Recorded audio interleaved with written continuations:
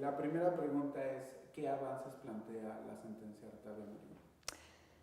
Pues mira, la sentencia Artavia es importante por varias razones. Principalmente yo creo que efectúa una conceptualización muy poderosa de los derechos reproductivos en el espacio interamericano.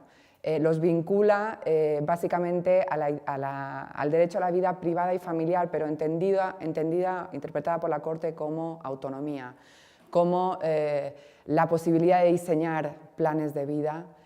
autónomamente, la vincula con otros derechos, en fin, la libertad, y entonces me parece que estas bases que les dan los derechos reproductivos son muy importantes y contribuirán a transformar la práctica jurídica de la región en torno a eso. El segundo punto muy importante es que interpreta el artículo 4 de la Convención y deja sentado que la vida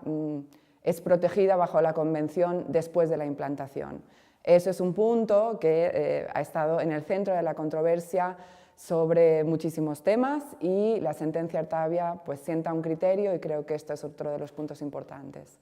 Otro punto importante, ya más allá de cómo conceptualiza los derechos en juego, es que es un ejercicio en el que la Corte Interamericana revisa, digamos, una interpretación de la Convención hecha por una Corte Suprema latinoamericana. Entonces, en términos de debates que también están muy sobre la mesa, el control de convencionalidad y demás, me parece que es muy interesante también analizar y discutir lo que Artavia dice. ¿Qué problemas a los que te referías son los que tienen que ver con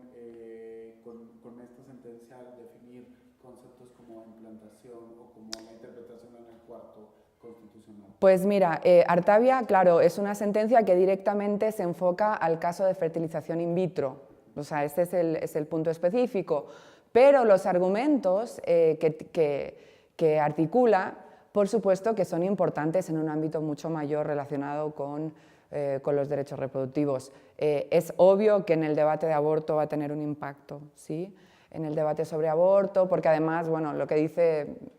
sobre protección progresiva y prima facie la vida, en fin,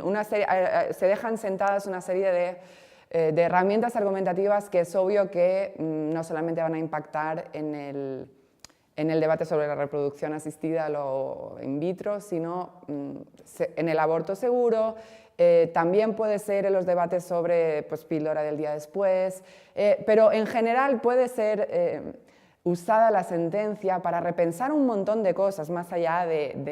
digamos, de la reproducción biológica, para repensar un montón de cosas relacionadas con la autonomía de las mujeres en muchos de los ámbitos en los que se desenvuelven. Eso va a ser lo interesante, digamos, para qué vamos a usar los argumentos y vamos a usar la sentencia, en qué ámbitos va a tener más impacto que en otros, pero es obvio que va a ser mucho más amplio que el tema específico en el que se centraba. Perfecto. Y específicamente en tu trabajo, ¿cómo vas a usar esta sentencia? Bueno, mi trabajo, pues yo soy investigadora y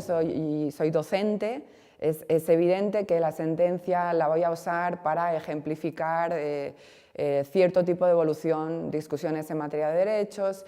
La voy a usar para algo también muy importante en México, es decir, en México nosotros tenemos que uno de los impactos más grandes de Artavia es pensar, bueno, qué consecuencias tiene en términos de obligaciones del Estado mexicano a la hora de pues, posicionarse frente a lo que está pasando a nivel de constitucionalismo estatal, en donde hay muchas constituciones que uno podría pensar que van en una línea de proteger excesivamente el derecho a la vida frente a los derechos reproductivos, cuando Artavia dice que la protección tiene que ser siempre en tándem, digamos, y nunca desproporcional por un lado o por otro, con lo cual, claro, yo voy a usar Artavia, por ejemplo, en el debate sobre el federalismo de los derechos en México, de una manera muy importante, y lo voy a usar en las clases de Derecho Comparado sobre autonomía, también contiene argumentos de igualdad muy importantes, continúa líneas sobre discriminación estructural y grupos desprotegidos Artavia, aunque quizá no es la línea como central de la sentencia. Entonces, a mí me parece que para hacer lo que hago, que es tratar de enseñar derecho de la mejor manera que puedo y no sé, y poner a mis alumnos a pensar y escribir cosas sobre la evolución del constitucionalismo de los derechos en América Latina, pues obviamente Artavia me va a ser muy útil. Perfecto, muchas gracias. A vosotros.